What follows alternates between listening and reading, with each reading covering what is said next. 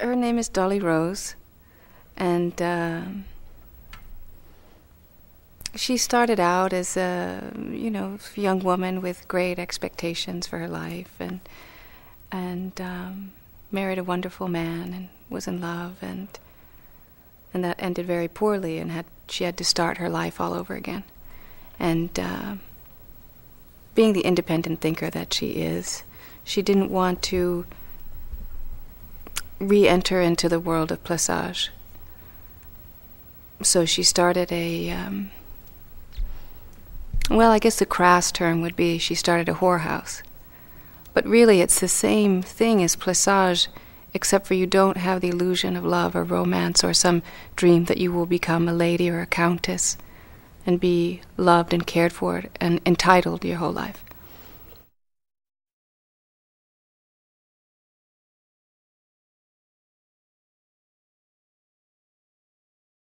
It's not unlike a debutante ball that we still have today. It was where young ladies, in this case young ladies of color, went to a ball, and young white men came to the ball to be introduced to these young ladies. And basically it was a way for these young ladies to gain property and money and some prestige in order to survive, and it was a way to be protected by their white paramours, I guess. But it was very interesting because it was completely condoned in the white society and also in the colored society. I mean, you can understand why it's condoned in some ways in the colored society, because it's a way to offer monetary gain and a way to offer protection, albeit it's very, very close to prostitution in some ways. But what's interesting is that the white women also condoned it because, and especially their fathers condoned it because they didn't want their young white daughters potentially getting pregnant from these white suitors. And so it was very convenient to have some young colored woman be the mistress of a young man, or even an older man sometimes, to keep them busy until it was time for them to get married. But the awful thing about the whole setup, there are many awful things about it, but one of the truly awful things about it is that there was this sort of hope of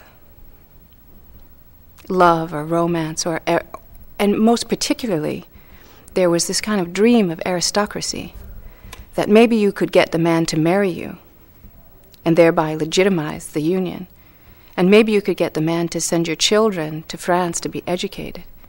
And if you were very lucky, maybe he would be titled, which meant that through the marriage you too would become titled. So it becomes absolutely perverse in that the colored community tries to adopt some of the worst aspects of the European culture. That is the idea of a hierarchy in terms of title and money and that type of prestige.